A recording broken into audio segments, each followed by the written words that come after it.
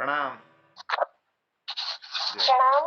मोहन कृति पटल पर आज हमार 571वां कार्यक्रम છે और 211वें ब्याह पर आपको सब लोगों का स्वागत है और पटल पर उपस्थित पटलक संस्थापक आदरणीय मोहन चंद्र जोशी जी के प्रणाम से स्वागत है सर अपन।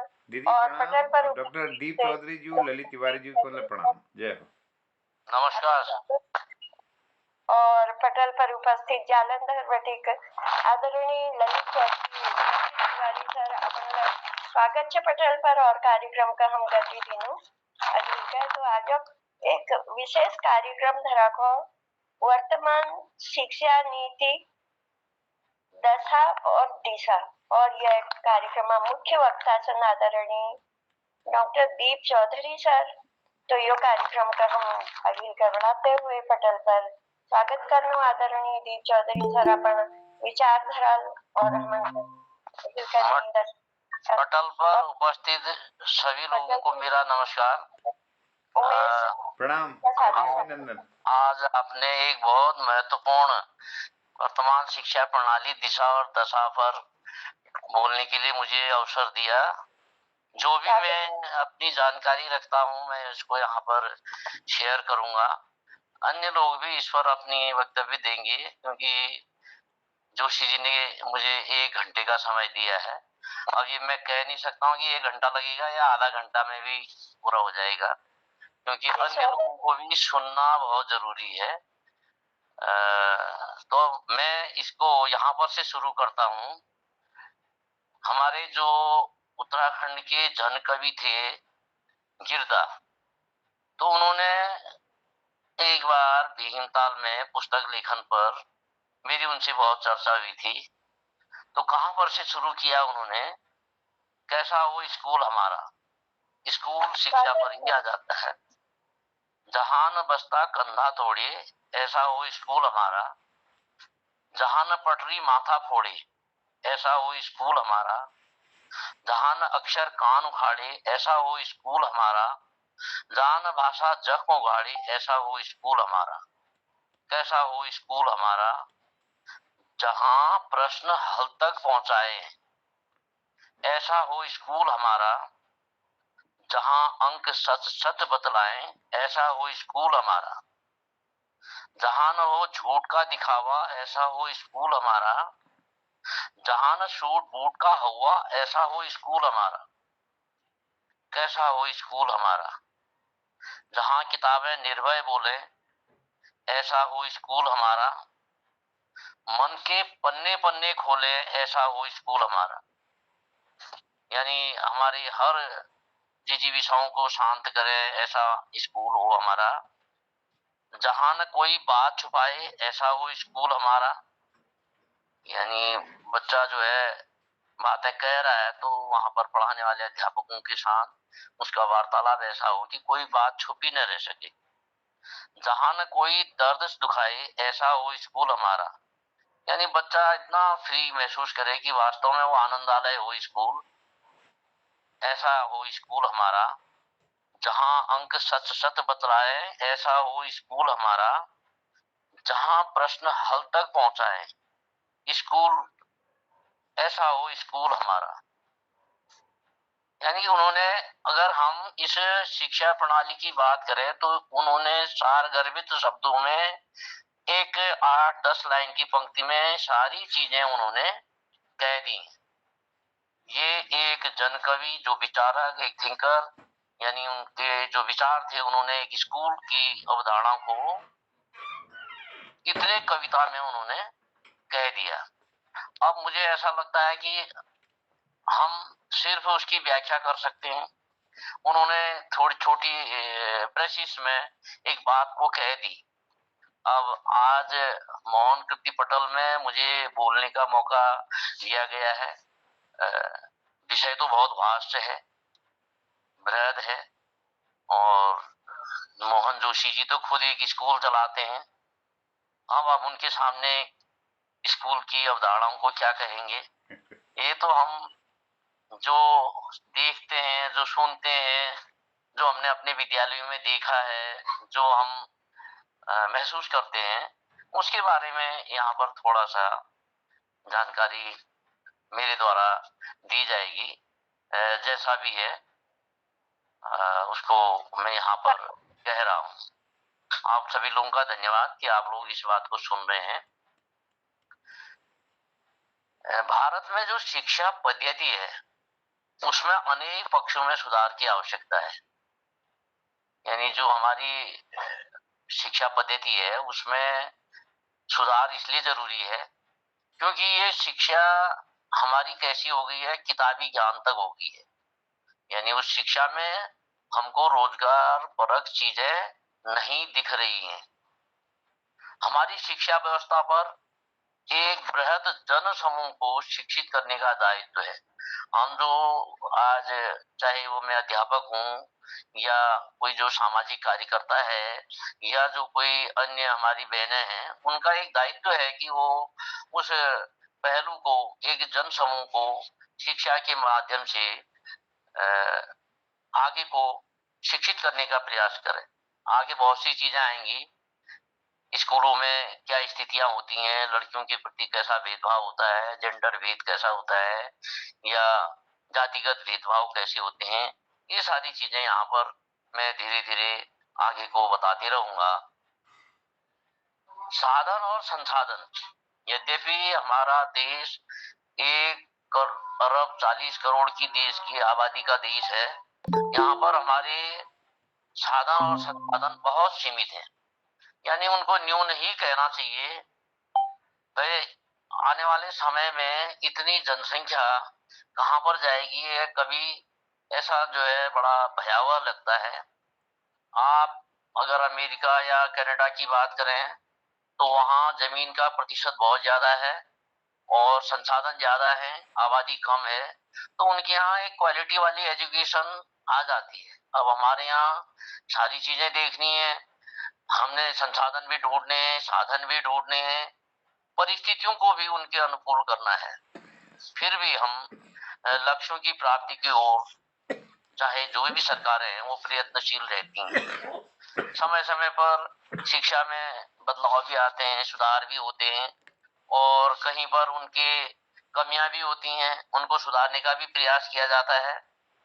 यहाँ पर एक जो डॉक्टर प्रियदर्शनी अग्निहोत्री हैं, उनका भी इसी तरह से कहना है कि लक्ष्यों की प्राप्ति के लिए हमें हमेशा प्रयत्नशील रहना पड़ेगा। यदि कुछ चुनौतियों की बात करें तो हम कह सकते हैं कि सबके लिए शिक्षा बहुत आवश्यक है। यानी शिक्षित होना एक मनुष्य का नैतिक धर्म है। यानी जिस तरह से हमारे लिए भोजन पानी जरूरी है, वैसे ही हमारे लिए शिक्षा भी बहुत आवश्यक है। प्रत्येक शिक्षित व्यक्ति का कर्तव्य है कि वह लक्ष्य प्राप्ति में हर व्यक्ति को सहयोग करे। यानी कभी कभी जब हम सुनते हैं ईच वन टीच वन, हम जब प्रशिक्षण कार्यक्रम में जाते हैं तो वहां पर भी यही बात बताई जाती है कि ईच वन टीच वन। अब वो शिक्षा ईच वन टीच वन कैसे हो सकती है? हम व्यावहारिक जीवन की शिक्षा भी किसी को दे सकते हैं। हम जो है स्कूल की शिक्षा की बातें भी मतलब जो है उससे कर सकते हैं।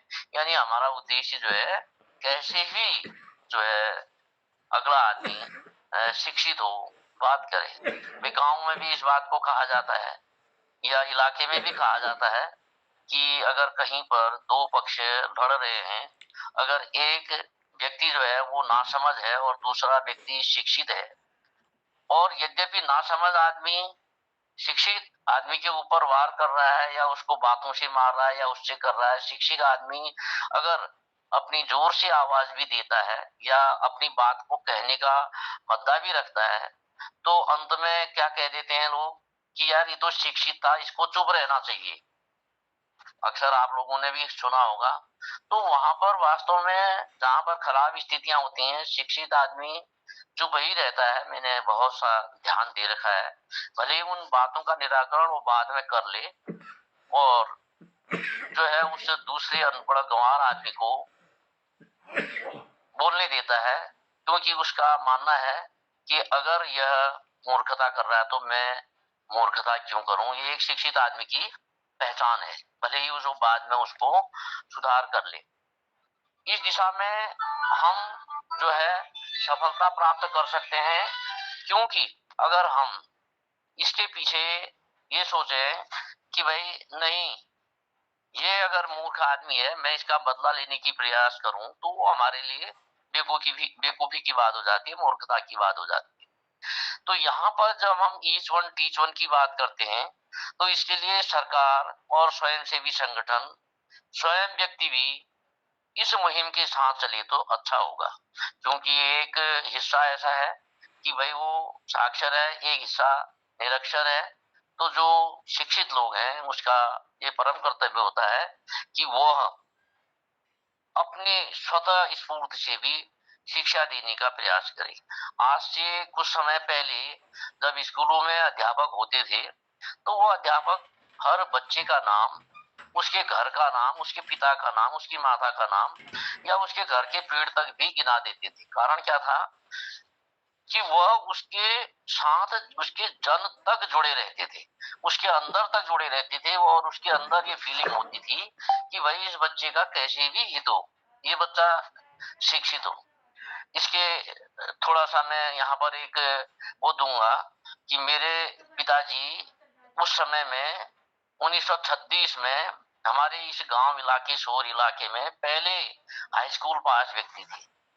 उससे पहले समझ लीजिए कि कक्षा 10 तक किसी ने परीक्षा पास नहीं की थी। कारण क्या था, यहाँ स्कूल भी नहीं थे और जाते भी नहीं थे, और मेरे गांव में तो स्थिति और भी खराब थी, सब दुकानदारी करते थे। तो वो लोग, उन्होंने जो है, मेरी जो आमा थी वो चंपावत की थी, तो वो ऐसा कहती थी, सुना अपने मेरे पिताजी से कि मैं चाहे मेरे को खेत गिरवी रखने पड़ जाए, लेकिन मैं एक अपने बच्चे को शिक्षित करूंगी। और उन्होंने उस वर्ड को हमेशा ध्यान में रखा और वो शिक्षा प्राप्त कर ली। वो बताते थे कि मेरे एक जूनियर हाई स्कूल के हेडमास्टर थे, कक्षा 7 तक ही मिडिल होता था, उमाकांत पंत। तो बजेटी में 1902 में पहला जूनियर हाई स्कूल खुला, तो उस जूनियर हाई स्कूल के वो प्रधानाध्यापक थे, लेकिन बच्चों को अपने स्नेह और अपने पितृत्व भावना से आगे बढ़ाने की सोचते थे। और अगर एक दिन मैं अपने गांव से नहीं आ पाया, तो वो लालटेन जला के मेरे घर आ गए कि आखिर ये पढ़ने वाला बच्चा स्कूल में क्यों नहीं आया। उन दिनों जब कक्षा 7 में बोर्ड परीक्षा होती थी, तो मैंडेटरी था कि बच्चा हॉस्टल में रहेगा और हॉस्टल से ही सारी चीजें सीखेगा। वहां पर एक दिन का खाना, एक दिन की लकड़ी, एक दिन का पानी उस बच्चे का कर्तव्य होता था कि वो भरेगा, और सब चीज उसके घर के अभिभावक लोग करेंगे। तो इससे क्या था कि उनका जुड़ाव समाज से भी रहता था, और बच्चा अगर स्कूल में नहीं आता था तो उसके बारे में एक जानकारी भी रखते थे, और अगर बच्चा नहीं आ रहा तो क्यों नहीं आ रहा उसके घर तक चले जाते थे क्या। लेकिन आज ऐसी स्थिति, हम खुद ही अध्यापक हैं, क्या ऐसी स्थिति से हम रूबरू होंगे? हम सिर्फ उसकी एप्लीकेशन पर ही पर्याप्त समझ करके मान लेंगे कि आज बच्चा नहीं आया तो कोई बात हो गई होगी, उसकी एप्लीकेशन आई है तो उसी को हम पर्याप्त मान लेते हैं। ये मैंने एक बीच का उदाहरण दिया। इसी तरह से अन्य गाँव में भी ये चीजें होती होंगी। मैं अन्य स्कूलों के अध्यापकों के बारे में भी सुनता हूँ कि पुराने समय के अध्यापक इस तरह से थे, जो अपने बच्चों को, अपने छात्रों को पितृत्व भाव देते थे और संरक्षण देते थे और पढ़ने के प्रति प्रेरित करते थे। अब ऐसा नहीं है, स्वतंत्रता के बाद ऐसा नहीं है कि शिक्षा में कोई सुधार नहीं हुआ है, शिक्षा में बहुत सुधार हुआ है, किंतु अभी भी सबके लिए समान शिक्षा, गुणवत्ता वाली शिक्षा एक सपना है। अब दो तरह के विद्यालय हैं, एक जहां निजी स्कूल महंगी फीस लेकर सुविधाएं और संसाधन उपलब्ध कराते हैं, वहीं सबके लिए शिक्षा के दरवाजे खुले रखने वाले सरकारी स्कूल सुविधाओं और संसाधनों का टोटा कहकर अपने हाथ झटका लेते हैं। ये बात बिल्कुल सही है। अभी जब कोविड पीरियड हुआ था, उस कोविड पीरियड में एक मोबाइल घर में 10,000 रुपए का मोबाइल, क्योंकि दूर गांव में ऐसी स्थिति नहीं थी कि हर बच्चा मोबाइल खरीद सके, ऑनलाइन सारा पाठ्यक्रम आ रहा था और अध्यापक अध्यापिकाओं को उस ऑनलाइन पाठ्यक्रम की तैयारी करना पड़ रही थी। और मेरी पत्नी जूनियर हाई स्कूल तल्लीन वाली में अध्यापिका है। वहाँ पर उसको जो है बच्चों के साथ टैकल करने में, क्योंकि जब वो यहाँ से बात करती थी तो कहते थे मैडम जी हमारे उसमें नेट नहीं है, आप नेट डाल दीजिए।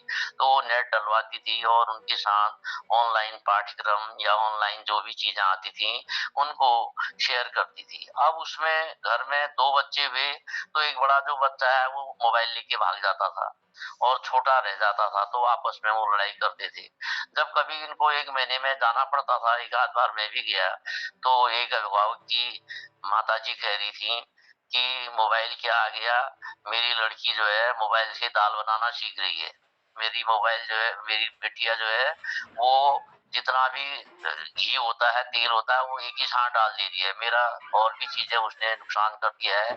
अब कहीं-कहीं पर नेट की बड़ी समस्या, बच्चों के पाठ्यक्रम कैसे हों, तो इन लोगों ने क्या किया कि वहाँ घर-घर जाके बच्चों को इस बारे में ऑनलाइन के हट के ऑफलाइन एजुकेशन देने की कोशिश की। फिर भी जो उस समय कोविड पीरियड में बच्चों का जो ज्ञानार्जन था वो बहुत क्षीण हो गया। अभी मैं कहीं पढ़ रहा था कि कनाडा और अमेरिका में जो हमारे यहाँ ये दूर संवेदी प्रणाली शिक्षा चलती है आजकल जो चल रही है, उनके यहाँ पहले से है, लेकिन कुछ ऑनलाइन शिक्षा उनके यहाँ इस तरह से है, 4 दिन वो लोग जो है ऑनलाइन, वो 2 दिन ऑनलाइन कोर्सेज करते हैं और 4 दिन ऑफलाइन करते हैं। क्योंकि उनको ये पता है कि अगर विद्यालयों में ये बच्चे नहीं जाएंगे तो ये विद्यालय का स्वरूप और इन चीजों को भूल जाएंगे, इसलिए ये चीजें भी करनी बड़ी जरूरी है। अब हम अपने जो भारत के देश में इन संसाधनों के बारे में जो अब आ रहे हैं, जो चीजें अब हो रही हैं, उसके बारे में हम ये सोचें कि ये एकदम से आ जाएंगी तो ये कहना बड़ा कठिन है। अब यहाँ पर भारत के जो निजी स्कूल हैं वो यद्यपि महंगी और ऊंची फीस लेकर के सुविधाएं तो दे रहे हैं, लेकिन यह संभव निजी स्कूल जैसी सुविधाएं संपन्न स्कूलों में ही मिल सकती हैं, क्योंकि वो प्रयास तो वो भी कर रहे हैं। हम उनको ऐसा नहीं कह सकते हैं कि वो प्रयास नहीं कर रहे हैं। चलो किसी भी क्षेत्र में है, उनके प्रयास भी जो है हमको स्तुत्य हैं और ये कहना चाहिए कि एक वो भी दीपक जलाने का प्रयास कर रहे हैं। सबको समान शिक्षा के अंतर्गत अच्छी शिक्षा, कम खर्चीली शिक्षा कैसे मिले, इसके लिए एक लक्ष्य जो है हमारी सरकारों को तय करना होगा कि ऐसी शिक्षा मिले जो समान शिक्षा के जिसमें अवसर मिले।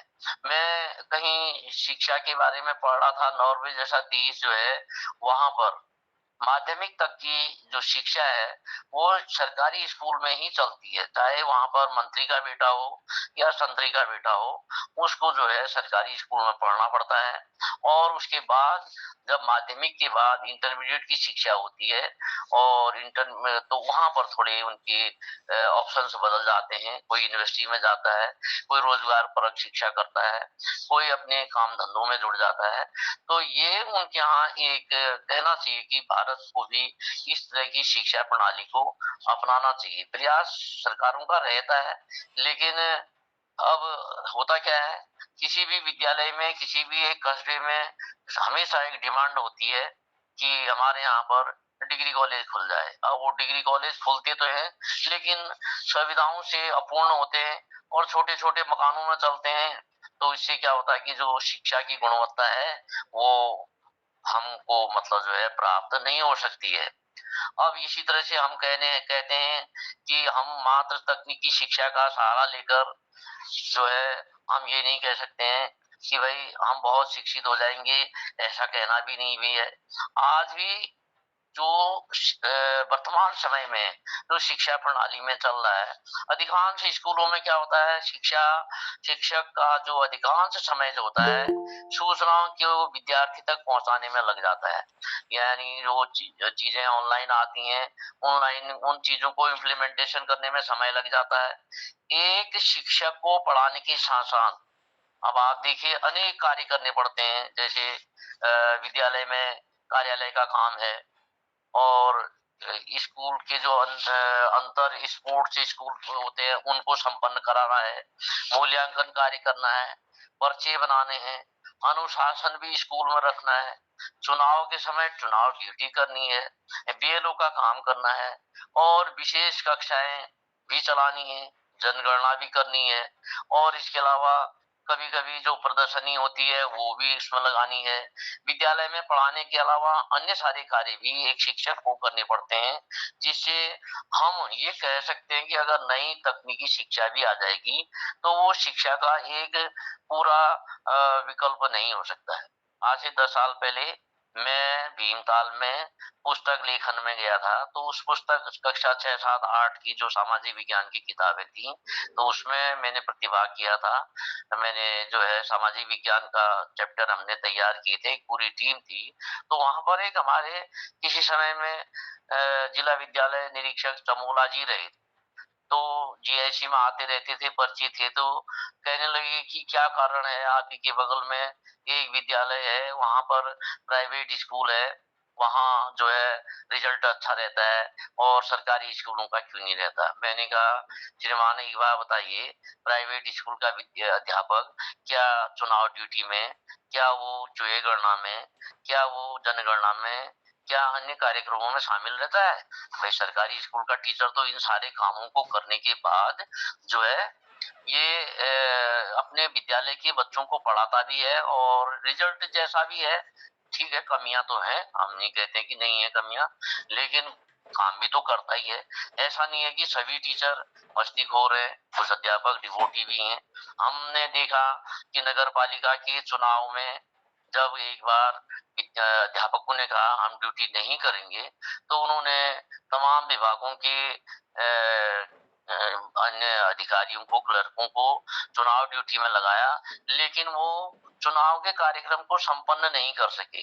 लास्ट में जिला मजिस्ट्रेट को कहना पड़ा जितना अच्छा कार्य सरकारी स्कूल का टीचर इन चीजों को करता है उतना अच्छा कार्य इन लोगों ने नहीं किया। ये उनका मंतव्य था। एक दिन ऐसी बैठक हुई थी, तो कहने का मतलब ही नहीं है कि हम जो सरकारी स्कूल के टीचर रहे वो बिल्कुल ही खराब करते हैं, ऐसा कहना भी नहीं है, लेकिन उनके साथ कुछ विडंबनाएं होती हैं और उस विडंबनाओं के फलस्वरूप वो कई बार अपना समय जो है जिस गति से देना चाहिए वो नहीं दे पाते।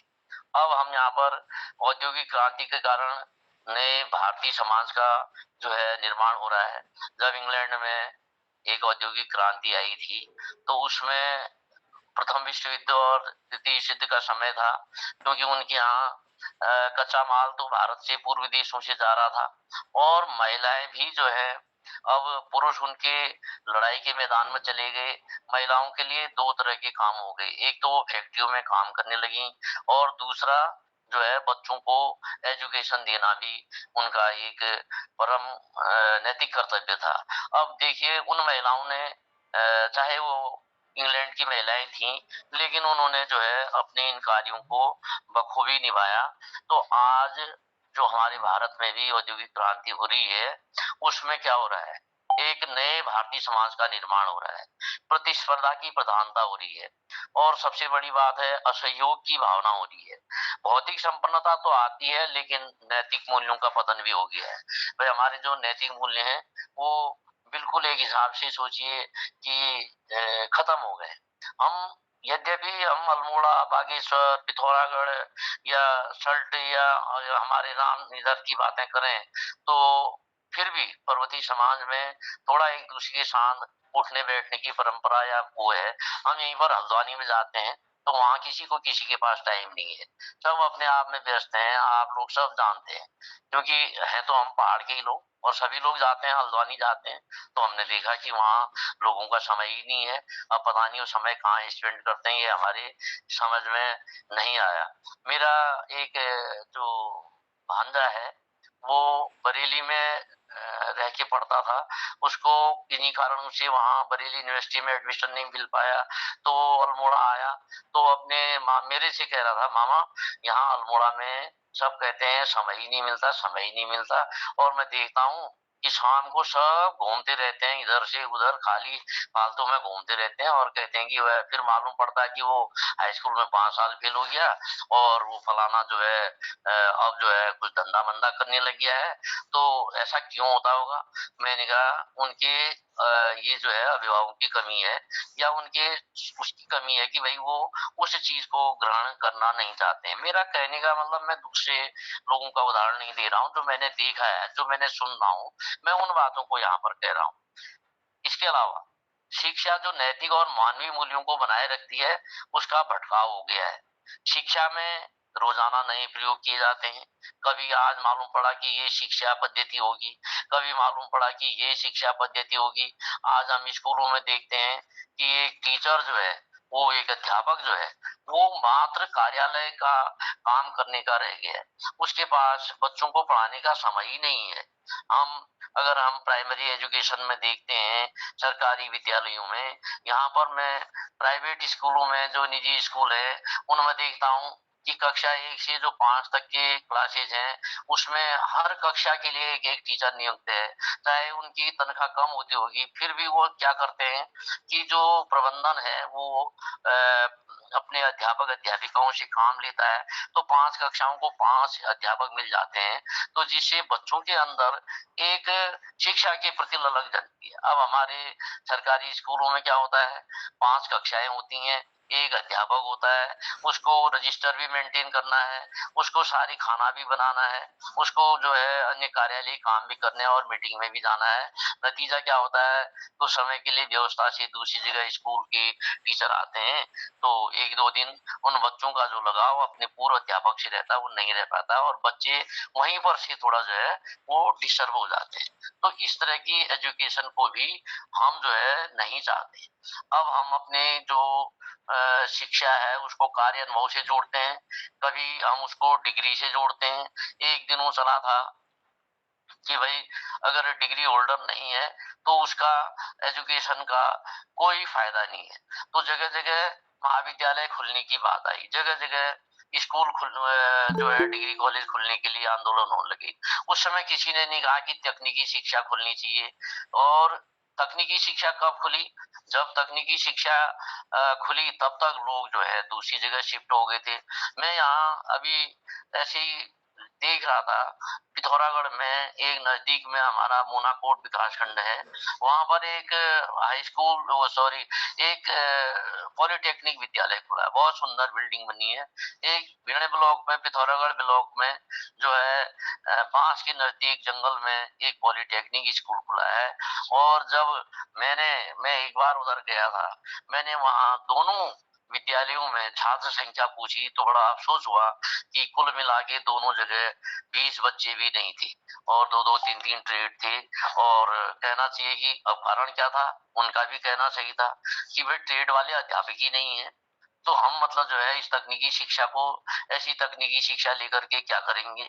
तो अब क्या है, जब सरकारी स्कूल तकनीकी शिक्षा नहीं चली, वहां फीस कम था, अध्यापक नहीं थे, तो वो बच्चे शिफ्ट होकर के उन्होंने नाम कटा करके लोहाघाट में भागीरथी पॉलिटेक्निक स्कूल में चले गए, क्योंकि वो स्थानीय विधायक का पहले से पॉलिटेक्निक स्कूल है, वहां पर अध्यापकों की व्यवस्था है और जो है बच्चे वहां पर फीस दे करके अपना भविष्य को आगे को बढ़ने की सोच रहे हैं। तो यहाँ पर हमने इस तकनीकी शिक्षा को जो सर्वसुलभ होनी चाहिए थी, हर बच्चे के लिए मिलनी चाहिए थी, उस तकनीकी शिक्षा को हमारे इसमें सुधारने की आवश्यकता है।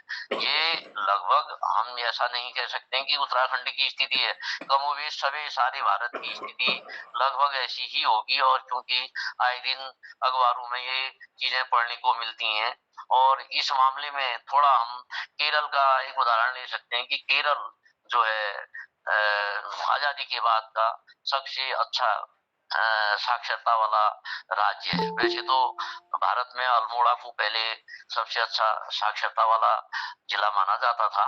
अब केरल जबकि वहां पर एक जमाने में वामपंथी सरकारें रही थी, शायद निजलिंगप्पा था या क्या था, उसने वहां की स्कूली शिक्षा व्यवस्था को बहुत अच्छा किया।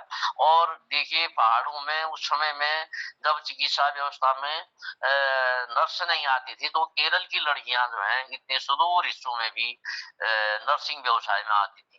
तो ये भी एक बड़ी ऐसी बात है। इसका मतलब उनके यहाँ हमारे राज्यों से पहले शिक्षा जो है वो सर्वसुलभ हो गई थी और सब लोगों को शिक्षा मिल गई थी।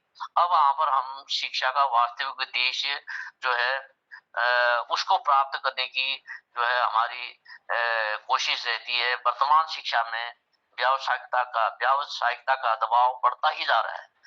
शिक्षित होने के बाद भी हमारे यहाँ लैंगिक असमानता, महिला हिंसा, स्वास्थ्य सुरक्षा जैसी बातें भी अनावश्यक सी प्रतीत होती है। स्कूलों में पढ़ाई का बोझ हमें यह सोचने का मौका ही नहीं देता कि व्यक्तित्व का विकास कैसे हो।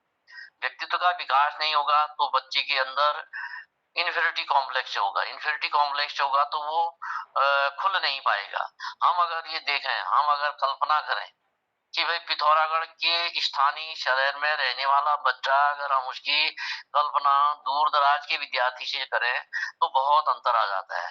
गांव से पलायन भी हो रहा है। कारण क्या है कि वो सोचते हैं कि शहर के स्कूल में हमको कमोबेश चाहे हमें असुविधा भी होंगी तो बहुत सी चीजें सीखने को मिलेंगी, हमारे बच्चे का एक चहुमुखी विकास होगा। और जहाँ गाँव में अध्यापक नहीं है, अब आप ये देखिए कि एक जगह मैंने लास्ट ईयर पढ़ा था कि ये लोहाघाट के पास कोई विद्यालय है, अभी नाम याद नहीं आ रहा। उस विद्यालय में जितने भी बच्चे थे कक्षा 10 में फेल हो गए। अब कारण जो भी रहा होगा ये मैं नहीं कह सकता हूँ। अब क्या कारण रहा, ये दूर से बच्चे आते थे या स्कूल में अध्यापक नहीं थे, ये वो दूसरी चीज है।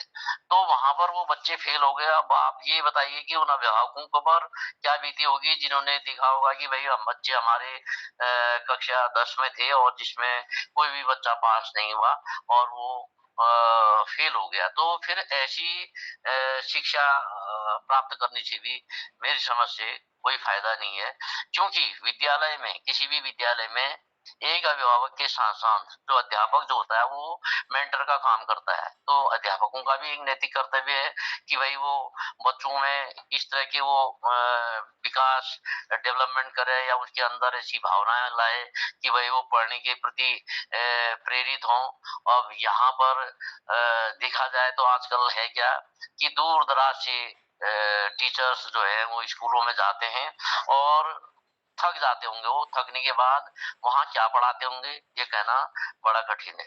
जो पहले गांव में ही अध्यापक लोग रहते थे तो वो बच्चों के साथ हर तरह से जुड़े रहते थे और हर बच्चे के उसके विषय में, उसके यानी ये कहना चाहिए कि उसके पैदा होने से लेके उसके बढ़ने तक, उसके पढ़ने तक जो है वो उनके बारे में जानते थे।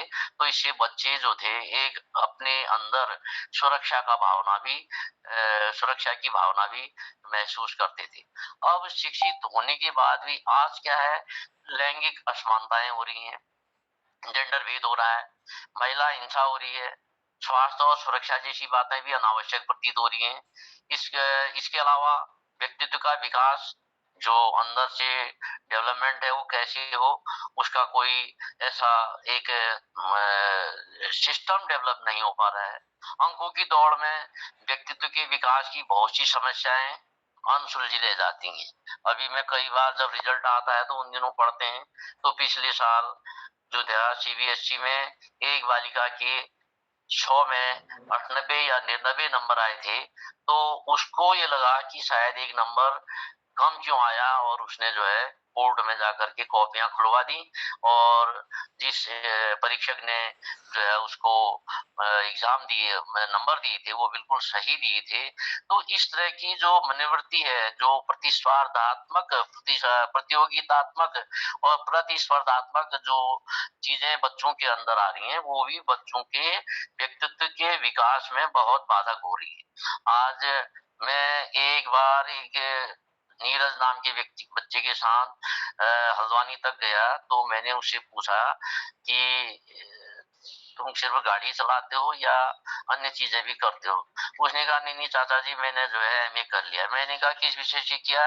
इंग्लिश से किया। मैंने कहा कैसी आई? उसने कहा सेकंड डिवीजन आई। मैंने कहा तुम तो रोज गाड़ी चलाते हो, कैसे पढ़ लिया तुमने? कहने लगा नहीं, आजकल तो वो आते हैं, सॉल्व पेपर आते हैं, लक्ष्मी गाइड आती है। अब मुझे बड़ा ताजुब लगा।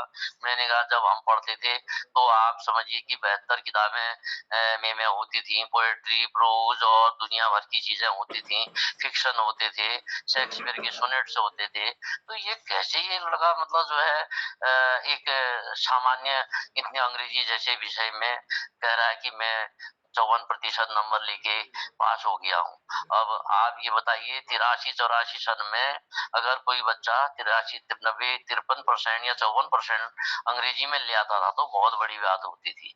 और एमए इंग्लिश में अगर कोई 58% ले आया तो वो तो बिल्कुल समझिए कि उसने जो है विश्वविद्यालय ही टॉप कर दिया।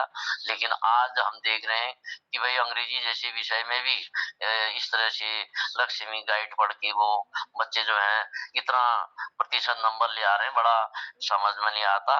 और अंकों की दौड़ में ये कैसे मूल्यांकन हो रहा है, ये कहना भी बड़ा अजीब सा लगता है। अब हम खुद बोर्ड परीक्षा में विषय उनको जांचते थे, देखते थे, कहीं कर तो बहुत अच्छा आता था, कहीं पर तो बिल्कुल ऐसा आता था। खास करके मैदानी क्षेत्रों के, ग्रामीण क्षेत्रों के विद्यालयों की कॉपियों का बड़ा ही निम्न स्तर होता था। लेकिन मैंने देखा पहाड़ के जो कॉपियां आती थी वो उनका स्तर बनिस्पत मैदानी क्षेत्रों के विद्यालयों की अपेक्षा अच्छा होता था। इसमें कई लोग अध्यापक भी होंगे, कई लोग जानकारी भी रखते होंगे। हमारे सीनियर तिलकराज जोशी जी तो काफी विद्वान आदमी हैं, तो इन्होंने भी इस चीज को देखा होगा। तो यहाँ पर हम जो है वर्तमान में शिक्षा का अर्थ यह है कि हम ये सोचते हैं कि हर आदमी को एक बहुत अच्छी नौकरी मिले। अगर शिक्षा प्राप्त करके नौकरी नहीं मिलती है तो बच्चा जो होता है वो क्या होता है, तनावग्रस्त हो जाता है और अवसाद में चला जाता है। अब आज देखिए क्या हो रहा है, बच्चे पढ़ रहे हैं। मैं एक सिर्फ उत्तराखंड राज्य की बात नहीं कर रहा हूँ, भारत के कमोबेश सभी राज्यों की स्थिति कैसी हो रही है कि बच्चे परीक्षा दे रहे हैं और परीक्षा देने के तुरंत बाद जो है उनके प्रतियोगी परीक्षाओं के पर्चे आउट हो जा रहे हैं। तो आखिर ये कहाँ से क्या व्यवस्था आ रही होगी, कौन सी व्यवस्था आ रही होगी? सरकार भी सबकी है, सरकार भी चला रहे हैं, ऊपर ये सारी चीजें हैं। तो इसका मतलब है कि कहीं न कहीं हमारी इन खामियों के जिम्मेदार कौन है, उनके बारे में भी हमने जानना पड़ेगा।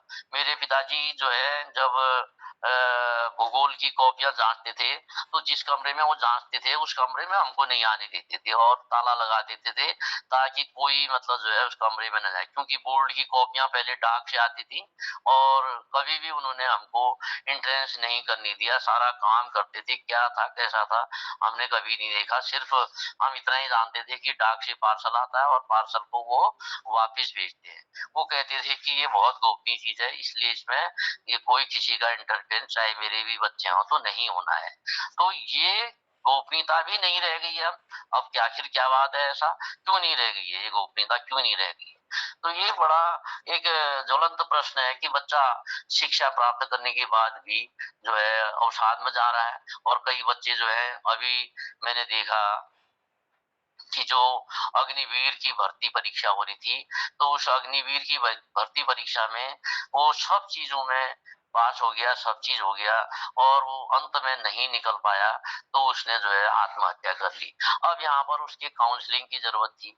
अगर हमारी शिक्षा व्यवस्था, हमारी सारी चीजें पहले से ठीक हुई होती, यानी हमको पहले से ये गाइड किया जाता कि भाई नहीं, जीवन से प्रेम करना एक बहुत बड़ी चीज है, बाकी चीजें तो मिलती रहती हैं। जीवन रहेगा तो सब चीज मिलेगा, जीवन ही नहीं रहेगा तो हम उस अग्निवीर को बन के या उससे क्या करेंगे?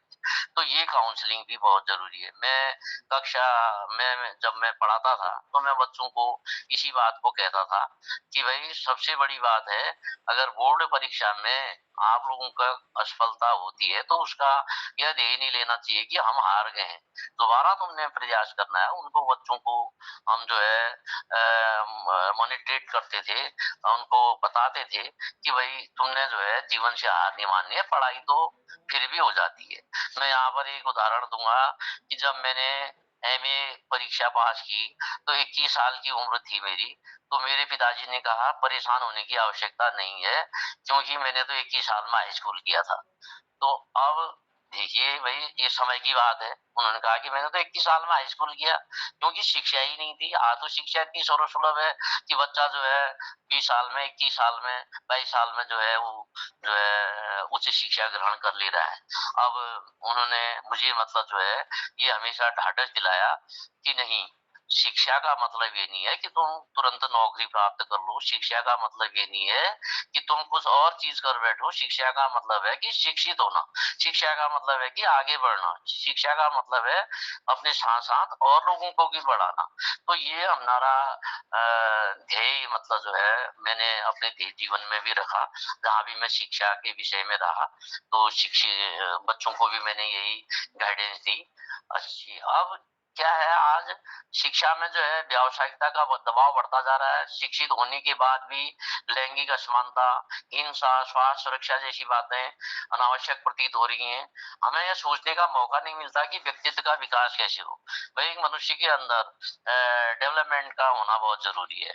मैंने एक 5 सितंबर के दिन जो दिल्ली यूनिवर्सिटी में मैं ये थी, ये समाज विज्ञानी और इतिहास की प्रोफेसर रोमिला थापर, तो उसने कहा कि मैं 5 सितंबर के दिन कुछ स्कूलों में गई और वहां मैंने हर बच्चे से एक प्रश्न पूछा कि तुमने अपने जीवन का ध्येय क्या बना रखा है। तो किसी ने कहा मैंने डॉक्टर बनना है, किसी ने कहा मैंने इंजीनियर बनना है, किसी ने कहा मुझे विदेश सेवा में जाना है, किसी ने कहा ठीक है ये उनकी क्वालिटी की एजुकेशन है। लेकिन उसने कहा 5 सितंबर का दिन, राधा कृष्णन जो एक अध्यापक थे, किसी भी बच्चे के मुख से ये नहीं सुना कि मैंने अध्यापक बनना है। तो मैंने अंत में उन बच्चों से काउंसलिंग की कि मैंने कहा चाहे तुम डॉक्टर बनो, चाहे तुम इंजीनियर बनो, चाहे तुम विदेश सेवा में जाओ या घर की सेवा करो, देश की सेवा करो, लेकिन सब कुछ बनने से पहले एक नेक इंसान जरूर बनो। अगर नेक इंसान बनोगे तो वो तुम्हारे बहुत काम आएगा, क्योंकि जीवन मूल्य जो है वो नेक इंसान बनने में ही आदमी को जो है वो हमारे नैतिक गुणों का विकास या डेवलपमेंट या आगे बढ़ने के लिए हमको जो है प्रेरणा देते हैं। तो यहाँ पर हमें उस सोचने का मौका भी देता है कि भाई वास्तव में हमने नैतिक रूप से जो है सबल रहना चाहिए, मजबूत रहना चाहिए। मैं जिस विद्यालय में था तो वहां पर हमारा समय 3:30 बजे छुट्टी करने का होता था, लेकिन कुछ अध्यापक हमको ये प्रेरणा देते थे, अरे नहीं सर, पहले वाले अध्यापक तो 2:30 बजे ही कर देते थे, 3 बजे ही कर देते थे। तो मैंने एक दिन उनसे कहा कि मैं अपने बच्चे को तो उंगली पकड़ करके स्कूल पहुंचा रहा हूँ, लेकिन इस गांव के बच्चे को कौन पढ़ाएगा। हमारा जब 3:30 का समय है तो 3:30 में ही छुट्टी करेंगे। हम उससे पहले अगर हमारा समय 9:30 से है तो हम 9:30 में ही जाएंगे, क्योंकि भाई उस गांव के बच्चे को भी तो देखना है, जिसकी वजह से हमारे बच्चे पल रहे हैं, जिसकी वजह से हमारा मान सम्मान है, जिसकी वजह से हमारी रोजी रोटी चल रही है। तो क्या हम जब घर से आ गए हैं तो हम 10 मिनट आधा घंटा पहले जाके क्या कर लेंगे। ठीक है, अब हम भूल जाएं कि हम घर भी कहीं पर है, घर अपने आप होता है। हम अगर विद्यालय में 6 घंटे के लिए हैं तो हम 6 घंटे विद्यालय के होके रहे, जिससे बच्चों के साथ हमारा जो है एक इंटरेक्शन बना रहे। ये भी एक शिक्षा के सुधार की बात है। मैं बहुत बड़ी बातें तो नहीं करूंगा, लेकिन मैं जो भी मैंने इम्प्लीमेंटेशन किया है उसको मैं यहाँ पर बता रहा हूँ। अब हम शिक्षा के अर्थ से ये लेते हैं कि हमें सुयोग्य नौकरी मिले। अगर शिक्षा प्राप्त करके नई नौकरी मिलती है तो हमको मतलब जो है एक तनाव सा हो जाता है। मैं आगे को बढ़ता हूँ। अब हम आज क्या शिक्षा हम ये सोचते हैं कि हमको ऐसा क्या दे रही है कि हम एक अच्छे वैज्ञानिक, अच्छे साहित्यकार, अच्छे राजनेता बन सके। अभी आज से कुछ समय पहले शिक्षा के लोग, अध्यापक लोग राजनीति में बहुत जाते थे, क्योंकि वहां पर उन लोगों की जरूरत थी। आज राजनीति में कैसे लोग जा रहे हैं इस चीज को आप देख लीजिए, सदन में कितना घपला होता है, भाषा का अमर्यादित भाषाएं बोली जा रही है, एक दूसरे पर छीटाकशी कशी जा रही है। सदन में ये नहीं देखा जा रहा है कि यहाँ पर महिलाएं भी हैं या दूसरे लोग भी हैं। तो ये कहना चाहिए कि कौन सी गंगा बह रही है, हम ये नहीं कह सकते हैं। बड़ा अजीब सा है कि एक जो है जवाहरलाल नेहरू के मंत्रिमंडल में पीरियड में तमिलनाडु के एक कामराजन नाम के एक ऐसे व्यक्ति थे, शायद आप लोग बहुत अच्छी तरह से जानते होंगे। उन्होंने जो है जिनकी स्कूली शिक्षा बहुत नामात्र की थी और वो मुश्किल से मैं कहीं पढ़ रहा था कि वो 4-5 ही पढ़े हुए थे, लेकिन नेहरू मंत्रिमंडल में उन्होंने कामराजन प्लान दिया था। और ऐसा बताया जाता है कि नेहरू जी भी उनसे खौफ खाते थे। क्यों? इसलिए खाते थे, विचार और खौफों के मामले। लेकिन नेहरू जी जो है हमेशा अपने विरोधियों को ज्यादा सम्मान देते थे।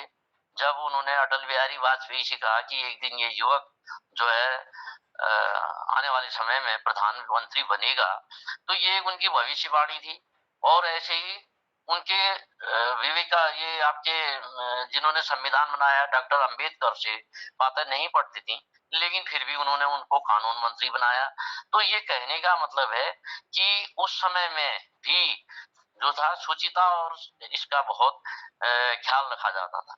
मैंने कहीं इस बारे में पढ़ा था दैनिक हिंदुस्तान में, मिड डे मील की जो योजना है वो किसी सरकार की योजना नहीं है, ये कामराजन की योजना है। एक बार वो तमिलनाडु के किसी इलाके में जा रहे थे, तो जब जीप से देखा तो उन्होंने देखा कुछ बच्चे बाहर खेल रहे हैं, तो उन्होंने गाड़ी रोकी और उनसे तमिल भाषा में पूछा कि भाई तुम लोग खेल क्यों रहे हो, तुम स्कूल क्यों नहीं गए हो? उन्होंने कहा भाई हमारे घर में भोजन की व्यवस्था नहीं है, हम मछली मार के या फलाना करके जो है भोजन की व्यवस्था कर रहे हैं, माँ बाप ने हमको भेजा है। तो उन्होंने उसी समय गाड़ी लौटाई और वहां तमिलनाडु सरकार के उसमें एक प्रस्ताव दिया कि बच्चों को दिन का भोजन कराया जाए और ऐसी स्कूली शिक्षा दी जाए कि बच्चे स्कूल में भी पढ़ें और जो है उनको खाना भी मिले और जो है वो बच्चे जो है आगे की पढ़ाई के लिए तत्पर रहे। इस प्लान को उन्होंने जवाहरलाल नेहरू को भी दिया कहते हैं, लिखा था उसमें अखबार में, और इस बात को उन्होंने माना। जो मिड डे मील की योजना थी वो कोई आज की योजना नहीं है, वो आपके निजलिंगप्पा की देन है। और ऐसे ही जो एक कामराजन की योजना वो है, निजलिंगप्पा जो थे वो केरल के थे, उनके यहाँ वामपंथी सरकार थी, लेकिन उन्होंने केरल को एक ऐसा राज्य बनाया कि आज भी उनके यहाँ साक्षरता की दर सबसे ज्यादा है। वाईएस परमार जिसने हिमाचल को एक ऐसा आत्मनिर्भर राज्य बनाया, आज भी वहां परमार को याद किया जाता है। मैं इसको शिक्षा के साथ जोड़ रहा हूँ। उत्तराखंड में अगर कोई जो उद्योगों के बारे में जिसने और शिक्षा के बारे में जरा बात की, तो वो एनडी तिवारी जी और हम यहाँ पर जो है खंडूरी जी का उदाहरण भी दे सकते हैं, जिनके राज्य में थोड़ा शुचिता और पारदर्शिता का काम होता था। बाकी उनकी वो राजनीति है, राजनीति से हम यहाँ पर शिक्षा में उसको क्या जोड़ें। और ये कुछ लोगों का एक ऐसा भी उसमें ही रहता है, जो हमारे राजनेता होते हैं उनका एक है कि बच्चे मेधावी कैसे बनेंगे, यह भी हमारे लिए गंभीर समस्या है। दूसरी जो हमारी शिक्षा जो व्यवस्था है वो हमको एक हिसाब से बड़ी अर्थहीन बना रही है। परिवर्तन तो जो होता है वो शाश्वत होता है। शिक्षा परिवर्तन के दौर से गुजर रही है, आज शिक्षा जो है बिल्कुल परिवर्तन के दौर से गुजर रही है। शिक्षा प्रणाली के हमारे जो दोष हैं इनको हमने निश्चय ही दूर करना पड़ेगा। अब उद्योग कल कारखानों को शिक्षा का केंद्र बनाना भी आवश्यक होगा। मैंने दान सिंह मालदार के बारे में एक आर्टिकल लिखा था कि पहाड़ का एक नामी उद्यमी दान सिंह मालदार, तो उसके बारे में मैंने बहुत सी सूचनाएं इकट्ठा की। तो उसमें ये बताया गया था कि दान सिंह मालदार यद्यपि बहुत पढ़े लिखे नहीं थे और वो बर्मा में लकड़ी की बारीकियों को सीखने के लिए गए और वहां उन्होंने जो है दान सिंह मालदार ने अपना एक साम्राज्य खड़ा किया। लेकिन दान सिंह मालदार ने बताते हैं कि अपने जहां भी वो काम करते थे एक साक्षरता का कार्यक्रम भी चलाते थे वो। और इसके अलावा उन्होंने पिथौरागढ़ में Dev Singh high school, Saraswati Dev Singh high school चलाया। इसके अलावा उन्होंने वितड़ में एक जो है अपने दादाजी के नाम से राय सिंह और उनकी अपनी दादी के नाम से स्कूल चलाया, और बेरीनाग में जमुना देवी स्कूल चलाया, इसी तरह नैनीताल में टीएस बिष्ट स्कूल चलाया। तो ये इस तरह की जो शिक्षा भी जो लोग थे, भले ही वो धनी लोग थे, लेकिन उन्होंने शिक्षा के क्षेत्र में काम किया। तो आज भले ही उनके नाम से कोई ऐसी चीजें नहीं है, लेकिन उनको हमने जो है इसी बहाने से यहाँ पर याद करना पड़ेगा कि इस तरह के लोगों ने भी पर्वतीय क्षेत्र में शिक्षा की व्यवस्था को बहुत चलाया था। यहीं पर एक जो है नारायण स्वामी थे। नारायण स्वामी जो थे नारायण नगर इंटर कॉलेज के संस्थापक थे, और एक बहुत दूर केरल का रहने वाला आदमी, जिसके बारे में कहा जाता है कि केरल के थे, संत बन गए थे और पेशे से वो इंजीनियर थे, लेकिन उन्होंने जो है योग में चले गए। तो उन्होंने हिमालय में तपस्या की और उन्होंने नारायण नगर जैसा महाविद्यालय बनाया, और इसके अलावा उन्होंने बहुत सी जगहों पर दाड़ा पानी में संस्कृत विद्यालय खोला, या कमीर देवी में खोला, या कहीं इधर पहाड़ पानी की ओर भी खोला, और पिथौरागढ़ में एक एक्सरे प्लांट भी दिया। तो वो यही कहते थे कि भाई इस सुदूर क्षेत्र में जो शिक्षा की अलग है वो बहुत कम है, हम एक गुणवत्ता परक शिक्षा देना चाहते हैं, और वो शिक्षा जो है वो नारायण नगर इंटर कॉलेज से अगर प्रवाहित होगी। ये निश्चय है कि मुझे बड़ा कभी अच्छा लगता है कि हम भाई बहनों की और मेरे अन्य मामा मामा जो है अन्य छात्र वो है उनकी शिक्षा भी वहीं पर हुई, और जो वहाँ का विद्यालय का प्रारूप और प्रस्तुतिकरण था वो बहुत सुंदर था। अब भले ही आजकल कैसा है ये मैं नहीं कह सकता हूँ, लेकिन जो है वहां पर रोजगार के लिए जो उन्होंने जो चीजें बनाई थी वो उनकी एक कल्पना थी। ऐसी ही कल्पना आज भी हमको करनी पड़ेगी। हम जो है आज भी अपने प्राचीन सत्यम शिवम सुंदरम की उक्ति को हमने चरितार्थ करना पड़ेगा। हम ये कह सकते अगर एक इंजीनियर की गलती होगी तो एक इमारत निश्चय ही गिर जाएगी, एक डॉक्टर की गलती होगी तो मरीज की जान चली जाएगी, अगर एक शिक्षा और शिक्षक की गलती होगी तो पूरे राष्ट्र को ऐसी हानि होगी जो सालों साल तक भी जिसकी कीमत हमें चुकानी पड़ेगी। तो शिक्षा में तो भाई वास्तव में हमने बहुत सुधार करने ही पड़ेंगे। आज हमारी जो प्राथमिक शिक्षा का स्तर है कितना नीचे चला गया है, इस पर टिप्पणी करने से पूर्व हमें यह भी जानना पड़ेगा कि क्यों ये शिक्षा का स्तर नीचे हो गया है। एक आंकड़े के अनुसार देश के 1.5 लाख स्कूल और 12 लाख देश में 1.5 लाख स्कूल और 12 लाख शिक्षकों की बहुत आवश्यकता है। स्कूलों का उगना आजकल ऐसा हो गया है कि जैसे बरसात में जंगलों में मशरूम चौवा उगाता है, आपने देखा होगा जंगलों में अक्सर मशरूम उगाती है, उस तरह से स्कूल उग गए हैं। अभी आज ही पढ़ रहा था मैं कि कहीं किसी ने वो सीबीएसई के नाम पर बच्चों के साथ 86 बच्चों का बड़ा नुकसान हो रहा है। वो विद्यालय जो है रजिस्टर्ड नहीं है और सीबीएसई ने उन बच्चों का परीक्षा वो फॉर्म रोक दिया है। तो इस तरह की जो शिक्षा व्यवस्था जो हो रही है, चाहे वो सरकारी हो या प्राइवेट हो, वो बच्चों के साथ जो खिलवाड़ कर रहे हैं तो वो बहुत अपने आप में अच्छा नहीं माना जा सकता है। अब जिसका देखिए कि जब तमाम स्कूल खुल रहे हैं जिनका एकमात्र ध्येय जो है वो धन कमाना है, शिक्षा के उद्देश्यों को पूरा करना नहीं है, और जो हमारे सरकारी स्कूल हैं वो जर्जर हो रहे हैं। स्कूलों में शौचालय नहीं है, सुरक्षा दीवारें नहीं है, जल का अभाव है। मैं एक बार देहरादून के नजदीक 7 रेस कोर्स है जहाँ एमएलए हॉस्टल है, वहां पर अध्यापकों का एक गेस्ट हाउस है। तो मैं अपने बच्चे के एडमिशन के चक्कर में गया था, तो मैं वहां रुका, तो मैंने वहां पर देखा उसके बगल में लगा हुआ एक जूनियर हाई स्कूल और प्राइमरी स्कूल था। तो वो स्कूल कैसा चल रहा था, तो मैंने देखा एक दिन बड़ी जोर से बारिश हो गई और सारा स्कूल का प्रांगण भर गया पानी से। तो बच्चे क्या कर रहे थे, एक तो वो कुछ बारिश में भीग रहे थे, वहां अध्यापिकाएं भी थी, उन बच्चों को टोक भी नहीं रही थी, और वो बच्चे जैसे नदी में कहीं पत्थर रख करके जाते हैं तो उस तरह से वो बच्चे स्कूल के अंदर जा रहे थे। तो बड़ा मुझे ताजुब लगा कि अगर राजधानी के नजदीक के स्कूल के ये हाल है तो आप दूर दराज के स्कूल के हाल जान सकते हैं कि कैसे होंगे। बच्चे नदियां पार करके, गाड़ गधेरे पार करके, और सर में बस्ता रख करके आ रहे हैं, पुल नहीं है, और बड़ा अजीब सा लगता है। अभी भी मतलब जो है हम बहुत पीछे चल रहे हैं, क्योंकि संसाधनों का हमारे विद्यालयों में बहुत ज्यादा अभाव है। अब ये देखिए, जब देहरादून में ऐसी स्थिति है तो ये कहाँ और दूर दराज की बात हम क्या कर सकते हैं, जहाँ की स्कूल का प्रांगण बिल्कुल तालाब बन गया था।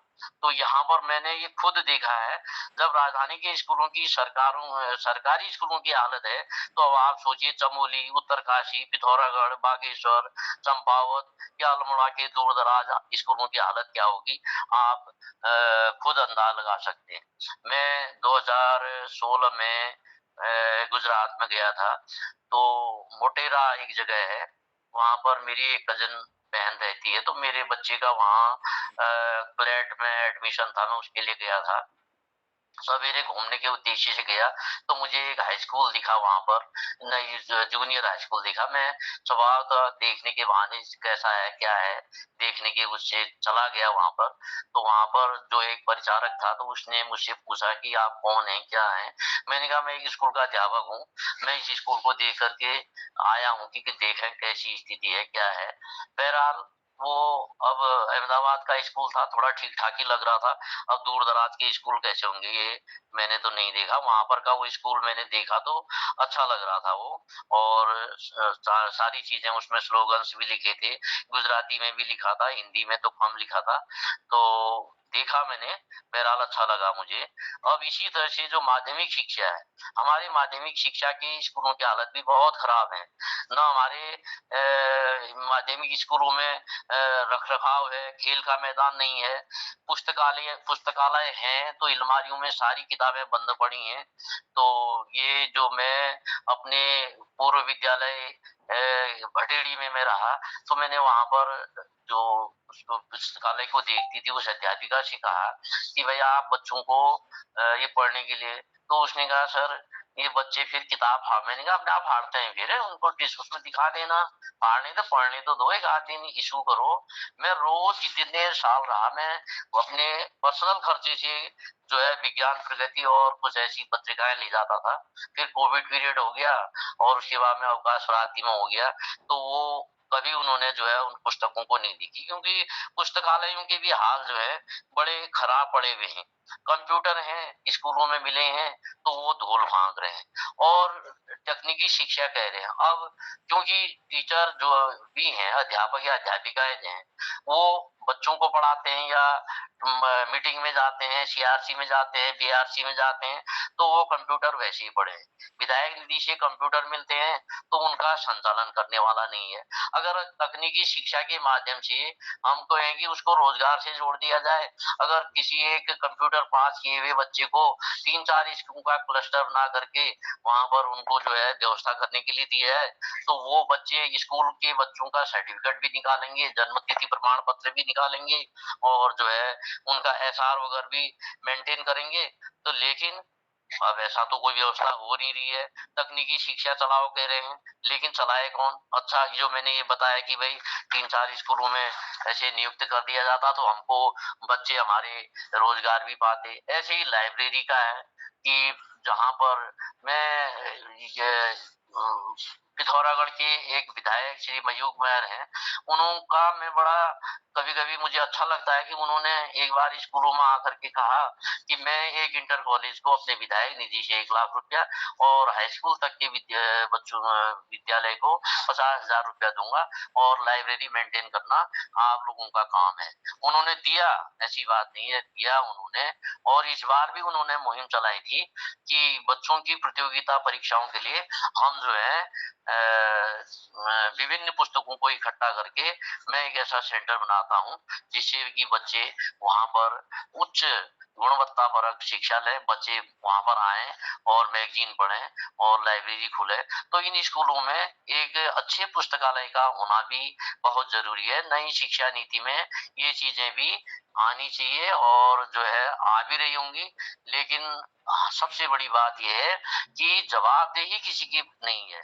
हम अगर विद्यालय में रिजल्ट न्यून आता है तो वहां पर वास्तव में अध्यापकों के प्रति जवाबदेही होनी चाहिए कि भाई ये रिजल्ट क्यों न्यून आ रहा है। तो ऐसी गुणवत्ता की एजुकेशन को देना बहुत आवश्यक है। अगर ऐसी गुणवत्ता की एजुकेशन नहीं होगी तो हमारे उत्तराखंड में क्या सारे देश में हाकम सिंह बनेंगे, जहाँ मतलब हाकम सिंह बनेंगे तो कैसा राज्य का नीति होगी, कैसी देश दिशा और दशा होगी, ये हम खुद ही सोच सकते हैं।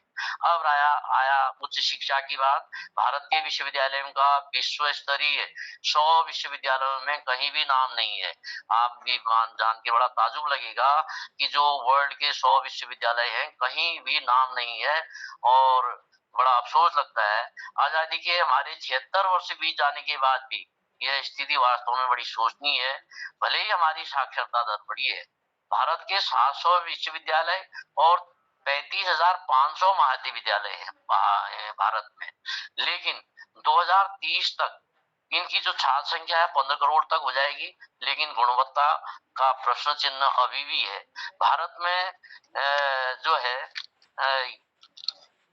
वह समय कब आएगा जब उच्च शिक्षा ग्रहण करने वालों को एक गुणवत्ता परक की शिक्षा मिल जाएगी, जबकि चीन और जापान जो हमारे एशिया के देश हैं वो जो है गुणवत्ता परक शिक्षा की ओर को ध्यान दे रहे हैं। मुझे ये बड़ा याद है कि जो सुरजीत सिंह बरनाला जब यहाँ राज्यपाल थे तो हमारे यहाँ स्थानीय डिग्री कॉलेज में एक महाविद्यालय का एक बिल्डिंग का उद्घाटन करने के लिए आए।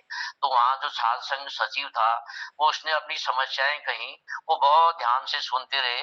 लास्ट में उन्होंने कहा अंत में कि ये बच्चा क्या बोल गया, मेरी तो समझ में नहीं आया, आप लोगों की समझ में आया होगा तो मैं नहीं कह सकता हूँ।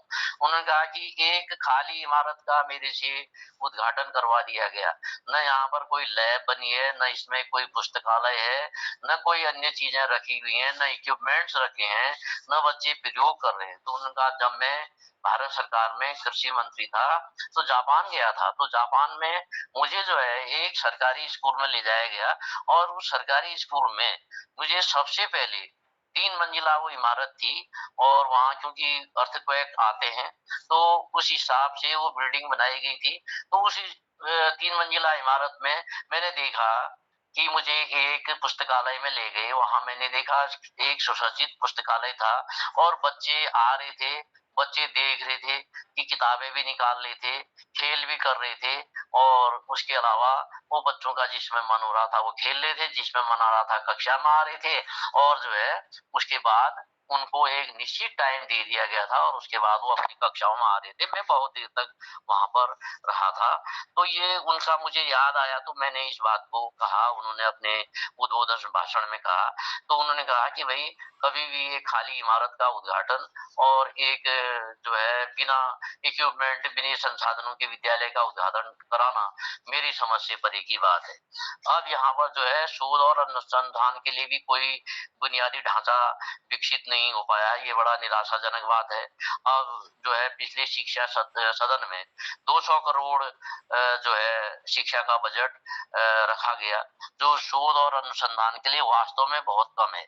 आज से 84 वर्ष पहले जब हमारे भारत देश में एक नोबेल पुरस्कार वैज्ञानिक को मिला था, लेकिन इन 84 वर्षों के बाद ऐसी कोई पुनरावृत्ति नहीं हुई है। तो ये हमारे शोध और अनुसंधान की चीजें दिखाता है। तो भैया जो हमारे यशस्वी प्रधानमंत्री हैं मोदी जी भी इस बात को बार बार कहते हैं कि भाई छात्रों को जो है विज्ञान के प्रति जो है वो रुचि रखनी पड़ेगी। अब जो है हमारे विश्वविद्यालय जो है क्या करते हैं, मात्र पीएचडी और एमफिल की डिग्री बांट रहे हैं। वो ये कह रहे हैं कि भाई ठेके में करो और जो है एमफिल की डिग्री भी मिल जाएगी और पीएचडी की डिग्री भी मिल जाएगी। लोग ऐसा सुनते हैं कि आजकल कई बच्चे बताते हैं कि साहब इतना रुपया खर्च करके हमको पीएचडी की डिग्री मिल सकती है, हमको ऐसे ऑफर आ रहे हैं। अब देखिए महाविद्यालय कैसे खोल रहे हैं, बिल्कुल दुकानों में खोल रहे हैं। मैंने देखा है गोपेश्वर में जो था वो पहले कभी किसी समय में कपड़े की दुकान होती थी, वहां बीएड की क्लासेस चल रही थी। वो उसमें जो ताग रखे होते हैं उनमें वो भी मैंने पूछा किसी से, उनका ये बीएड का क्लास चल रही है, किसी का प्राइवेट बीएड चल रहा है। हम देखते हैं जब गरुड़ा वहां से यहाँ आते हैं तो एक जहाँ पर छोटा सा चाय बागान विकसित किया गया है, मैं 15 वर्ष से देख रहा हूँ, वहां पर जो है कुछ कमरों में महाविद्यालय चल रहा है। तो अगर इस तरह के संसाधनहीन विद्यालय होंगे तो क्या होगा, हमारे बच्चों में गुणवत्ता परक शिक्षा नहीं आ सकती है। आज से जो 30-40 वर्ष पहले जो हमारे शिक्षा में पाठ्यक्रम थे वही आज भी मतलब जो है चल रहे हैं। इतिहास विषय में वही पुराने ढर्रे के पाठ्यक्रम है, जबकि नवीन इतिहास, स्थानीय इतिहास, राज्य का इतिहास, ऐसी चीजों का ना आना भी एक सोचनीय विषय है। आज भी स्कूली पाठ्यक्रम में जो यौन शिक्षा है वो नहीं पढ़ाई जा रही है, बड़ा आश्चर्य होता है। और खास करके विद्यालयों में जो टीन एज की लड़कियां होती हैं उनको मासिक धर्म के बारे में नहीं पढ़ाया जाता है, क्योंकि स्कूल की टीचरें भी संकोच करती होंगी। और आपको तो हम ये बताएं कि सल्ला चिंगरी एक विद्यालय था जहां बच्चियां जब मेंसेस पीरियड में होती थी तो उनको स्कूल नहीं भेजा जाता था, क्योंकि स्कूल जो था एक मंदिर के बाद स्कूल पड़ता था, रास्ता पड़ता था। तो इस पर बड़ा विवाद हुआ था। तो कुछ जो स्थानीय संस्थाएं थी तो उनमें एक जो यहाँ पर मैडम है रेणु ठाकुर, वो वहाँ डीएम से मिली और वहाँ गई, उनकी काउंसलिंग की।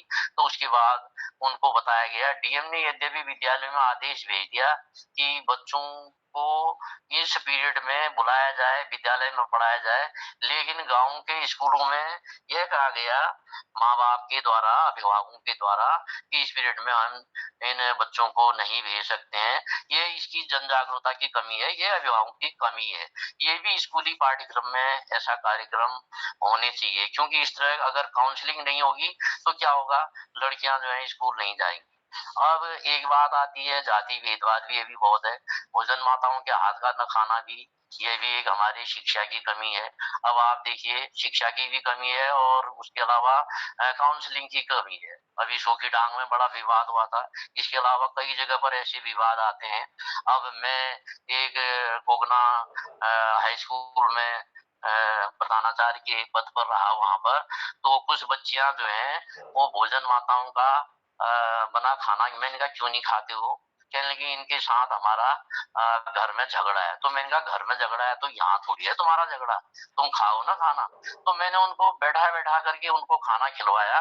तो उनके मन में ये आया, मैंने कहा देखो ये तो तुम्हारी दादी लगती है गाँव की, ये तुम्हारी भाभी लगती है, अगर इनके खाना नहीं खाओगे तो क्यों नहीं। ऐसे झगड़ों के कारण भी बच्चे स्कूलों में खाना नहीं खाते हैं, ये भी एक काउंसलिंग की कमी है।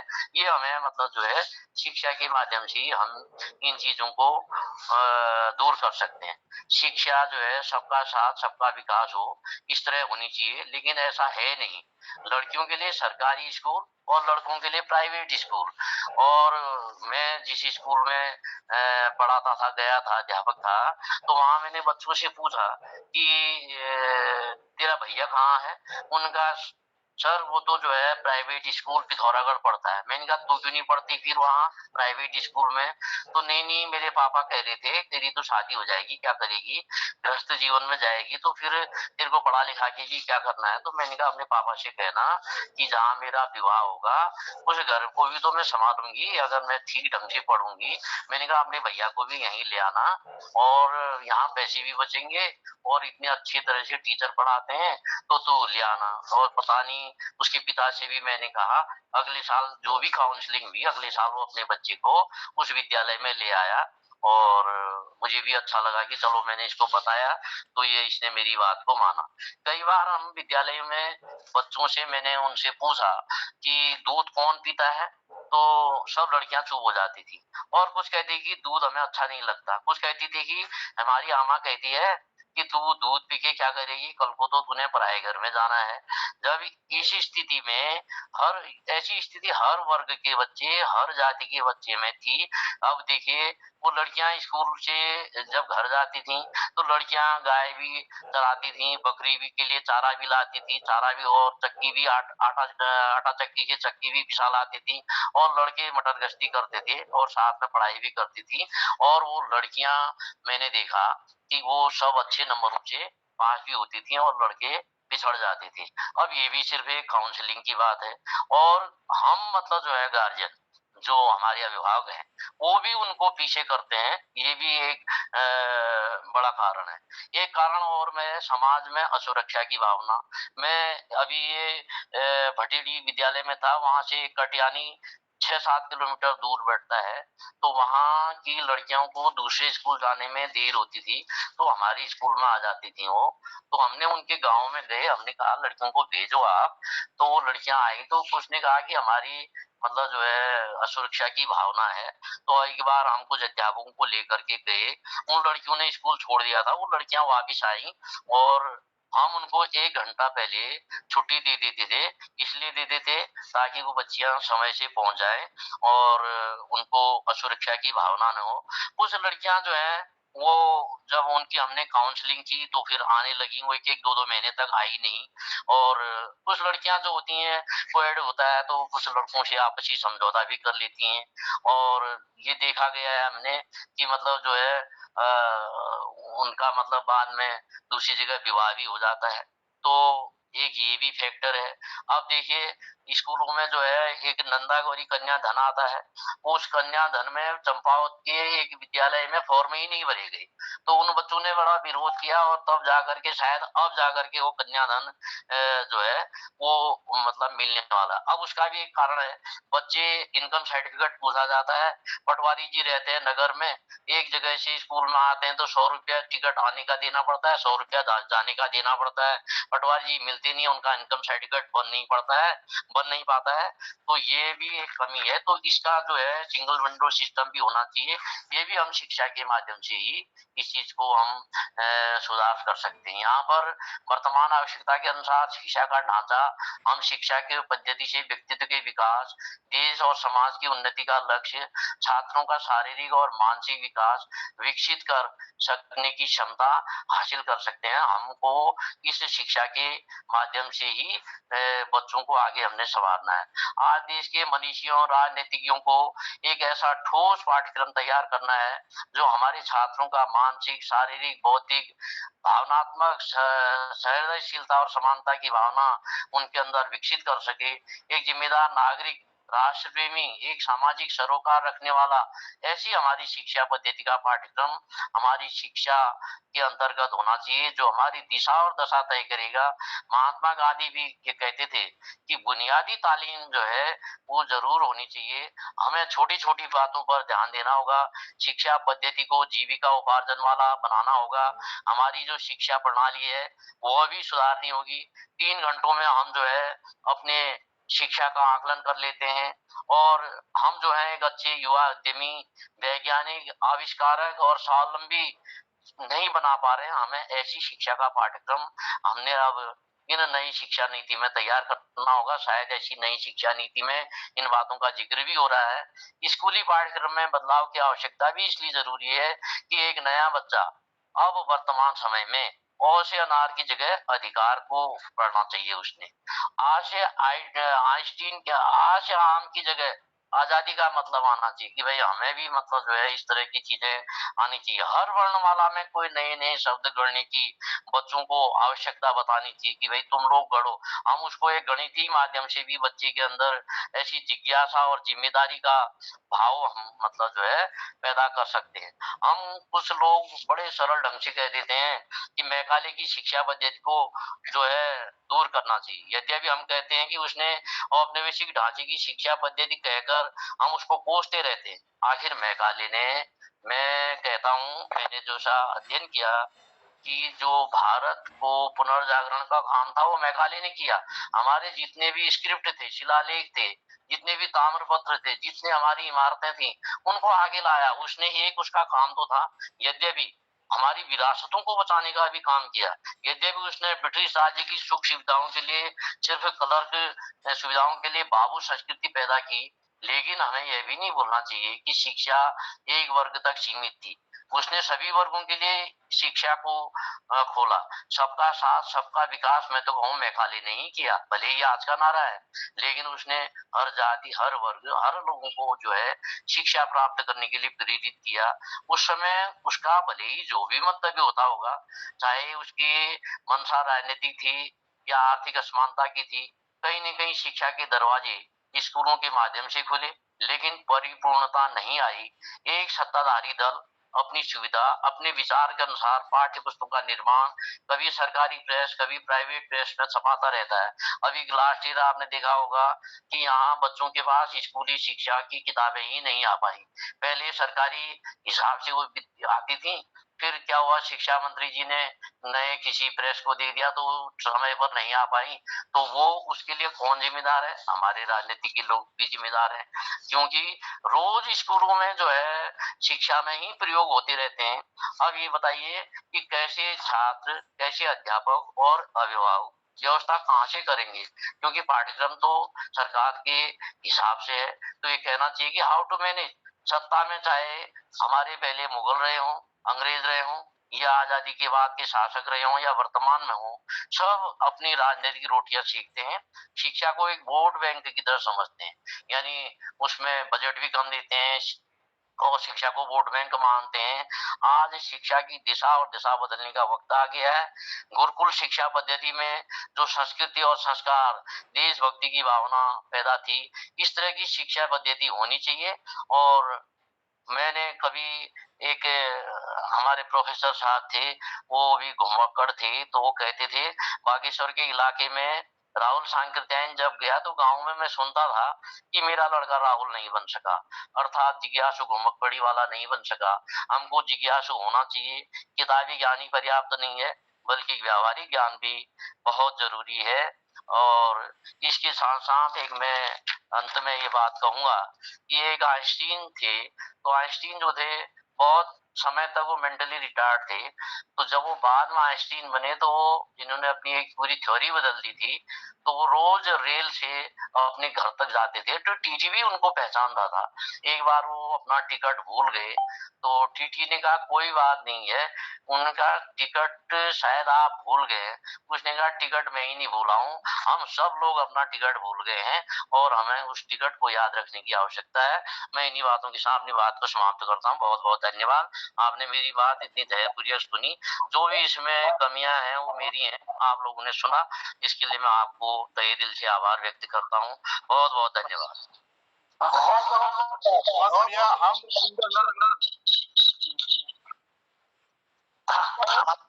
विद्युता को सुनकर, वक्तव्य सुनकर ये शिक्षा के विषय में अत्यंत आभारी हूँ। और आपने पूरा विषय ले लिया कि इसके शिक्षा के जो प्रगति नहीं हो रही है उसके लिए जो सामाजिक कारण है, राजनीतिक कारण है और आर्थिक कारण है, कोई भी पक्ष आपने नहीं छोड़ा। इतनी आपकी विशद अध्ययन है, इतना अधिक अध्ययन है, वो काबिले तारीफ है।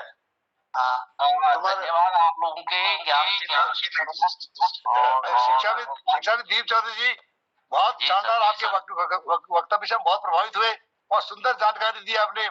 दान सिंह मालदार के बारे में जो आपने बताया, हमें उसका बात पता नहीं था, आज जो जानकारी आपसे मिली, हम बहुत बहुत आभारी हैं आपके। बहुत सुंदर ढंग से आपने जो सारी जानकारी हमें दी है, हम उसके लिए बहुत आभार व्यक्त करते हैं। बहुत बहुत धन्यवाद।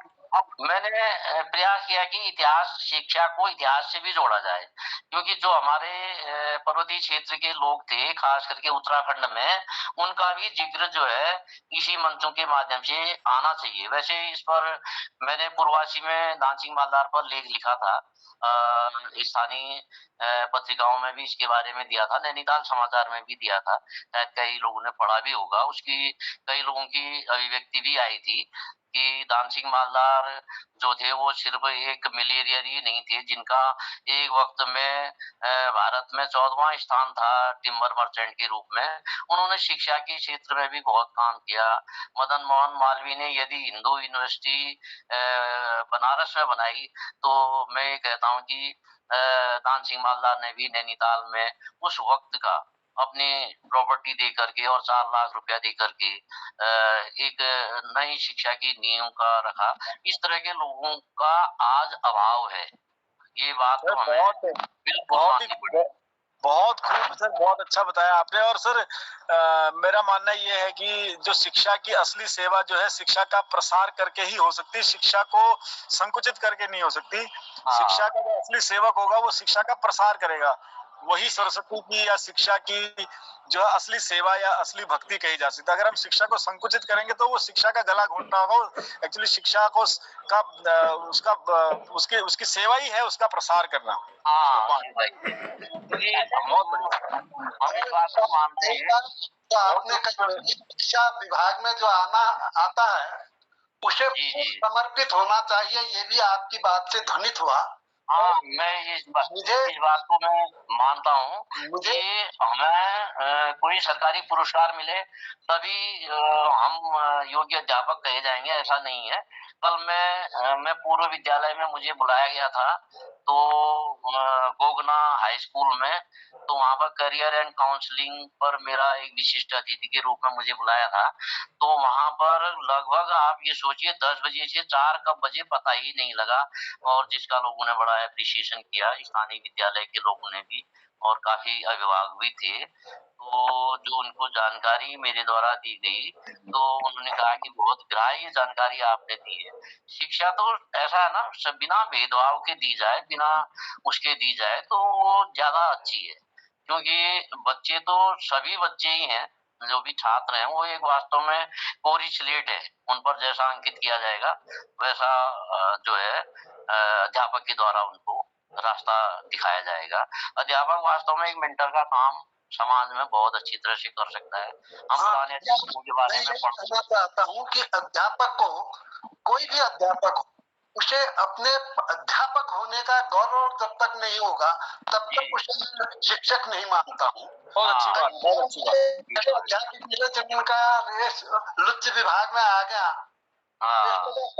और मैंने बहुत अंदर से अपोज किया। मैंने कहा यार तुम इसका मतलब नैतिक रूप से तुम शिक्षक हो ही नहीं, होने लायक ही हो गुस्से से, क्योंकि जब आपको अपने पेशे का पर गर्व नहीं है तो फिर आप क्या पढ़ाओगे, क्या करोगे? नहीं, वो तो जोशी जी, हम आपकी बात मानते हैं। आपके भाई साहब छोटे भुवन चंद जोशी जी मेरे अच्छे परिचितों में हैं, और आप लोगों के बारे में तो मैं जानता ही हूँ। आप तो पहले से लेखन कार्य में रहे भी हैं, और कभी फेस टू फेस मिलने का मौका तो नहीं मिला, लेकिन फिर भी आपकी कविताएं और ये जो है वो बड़ी ग्राह्य हैं, अच्छा लगता है सुन करके।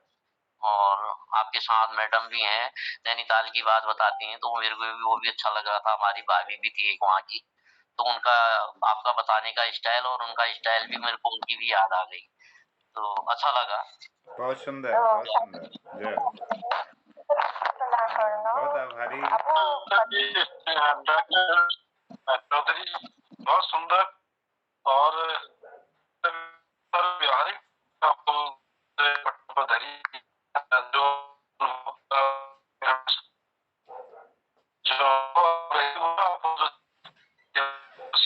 बहुत धन्यवाद शीला जी, धन्यवाद सर। धन्यवाद आप सब लोगों का। डॉक्टर दीप चौधरी सर आपने हमें जानकारी दे और सुझाव आपको जब बहुत बढ़िया लगा। और अपनी एक बात करी कि नैतिक शिक्षा तो बहुत जरूरी है, क्योंकि व्यक्तित्व विकास बगड़े जो हमारे नैतिकता होते, और दूसरा शिक्षक जो बच्चे लगा व्यक्तिगत तौर पर जुड़ी होते, तो ये एक बहुत बदलाव जरूरी है। और निजी और सरकारी स्कूलों में जो एक खाई है वो पाटन से या घटन से, और जो शिक्षक छन उनका जिम्मेदारी है, तो उन्हें कुछ सरकार तरफ कुछ नियमन में सॉफ्टता होनी चाहिए। और आपको बहुत बढ़िया, और जो एक बात आपने उठाया कि लक्ष्मी गाइडवाल किससे जो आपको बताया, तो ये दर्शकों की अलग जो वर्तमान शिक्षा है केवल सतही शिक्षा पर रहेगी। हाँ, सतही शिक्षा।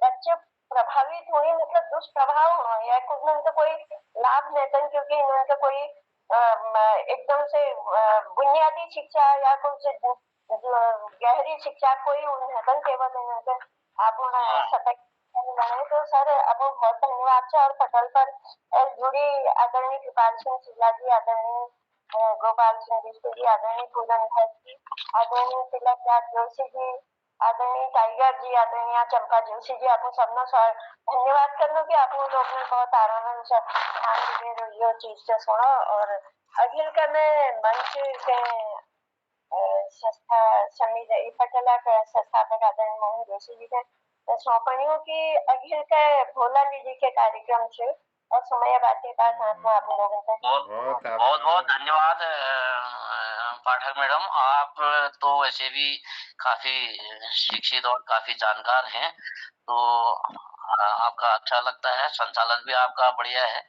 और मैंने जो भी बातें यहाँ पर रखी होंगी शायद अब पसंद आए हो या ना आए हो, बात की चीज है, लेकिन फिर भी मैंने काफी ये ढूंढ खोज करके ये सारी चीजें यहाँ पर रखी। और बहुत आभार जैसा भी सर, लगा। बहुत धन्यवाद।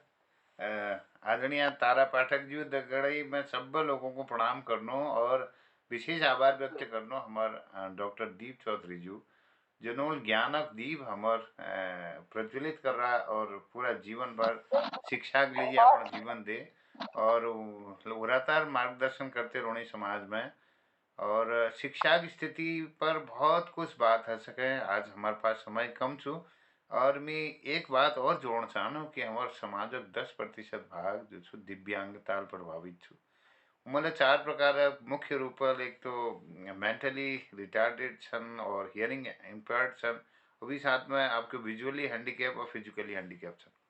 हमार जो शारीरिक दिव्यांगता छू वो तो चलो नॉर्मल स्कूल में पढ़ाई कर सकूं, लेकिन जो मानसिक रूप जो प्रभावित जो बच्चे छन और भी साथ में जो श्रवण एवं वाक दोष वाले बच्चे छन उन्हें पढ़ाई के लिए बहुत और हमारे जो दृष्टिबाधित बच्चे छन हाँ, विशेष आवश्यकता वाले हाँ बच्चों के लिए विशेष बहुत जरूरी है। आवश्यकता वाले और जो सरकारी नीति छो यहाँ हमारे विकास खंड स्तर पर एक विशेष शिक्षा का जो व्यवस्था थी उले आज खत्म कर दी गई। और मी और निवेदन करण चाहूँ ये मंच माध्यम कि कम से कम 50 बच्चों के लिए एक जनपद में दिव्यांग बच्चों के लिए एक हॉस्टल होना चाहिए, वी के लिए स्पेशल एजुकेटर होना चाहिए, वी पुनर्वासक व्यवस्था होना चाहिए। तो हमारे समाजक मुख्य धारा में ये बच्चों को कदिन हम सम्मिलित करने के लिए योजना बढ़न ये का हमार आज बहुत कुछ काम करना जरूरत छू। और आज की दिन में जबकि हम आज क्वालिटी एजुकेशन में बात करने लगनी तो हमार इंजीनियरों बढ़ाई हुई पुल 1 साल नहीं चलने लग रहा है, हमार हॉस्पिटल में किडनी निकाल जानी डॉक्टर। और यह कदू उदाहरण छन कि शिक्षा जो गुणवत्ता तुम बात करी जो मौलिक मानवीय गुणों जो विकास होने चाहिए वो आज हमार शायद ये शिक्षण संस्थान नहीं कर पाना अपन उद्देश्य पूर्ति कर। तो बहुत सन बात जो मैं करी जान चाहनी और हम सब लोग सामुदायिक जो सहभागिता छू जो हमार आज प्राथमिक विद्यालय जो हमार गोनों में छू ना हमार हमार बूब लोगों अपन जमीन दे बाद अपन श्रमदान करी बाद जो इंटर कॉलेज हमार थर्ड सन आज हमार समाज में उनमें श्रमदान है बहुत से ज्यादा। हमोल अपन स्कूल टाइम पर एक ढोंग लेबे गंगलवाड़ लेबे हमोल कचकेले वहाँ टाँच पाँच करी छू।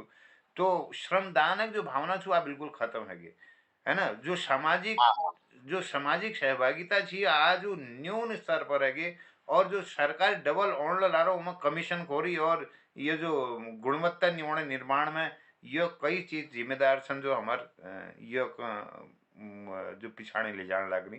तो आज बहुत चर्चा लीजिए फिर अगिल कोई क्रम में एक हम फिर जारी धरवन। और सबको मैं प्रणाम करते हुए बहुत अभिनंदन और बहुत आभार व्यक्त करते हुए धन्यवाद करना विशेष रूप से डॉक्टर दीप चौधरी साहब। शुभरात्रि, बहुत बहुत समंजस। आदरणीय चौधरी जी को बहुत ही धन्यवाद देता हूँ, बहुत सुंदर ज्ञान दिया। धन्यवाद सर। सर पूरे कार्यक्रम के रूपरेखा से यही का अखिल का बढ़ाई जाली चर्चा है आपको के और आपो कोई सुझाव दी सकते जब हो कार्यक्रम लीजिए जो सबूत कॉला उसे और सर यही अगर शिक्षा का या पर और लोग अपने विचार धरण चाहिए तो यह कर सॉल्व तिलकराज जोशी जी को बुलाइए, पुराने शिक्षाविद हैं, अध्यापक हैं। ये क्रम का अखिल जारी धरते हुए मैं निवेदन करण चाहूँ डॉक्टर तिलकराज जोशी हूँ वो उनर वक्तव्य जरूर शिक्षा पर सुनो। जय हो। सबको प्रणाम। जय हो। बहुत धन्यवाद करते हुए शिवरात्रि, सबको प्रणाम। धन्यवाद। शिवरात्रि છે સબકે બોલ્યો એક રમતા ગીરકા जय हो।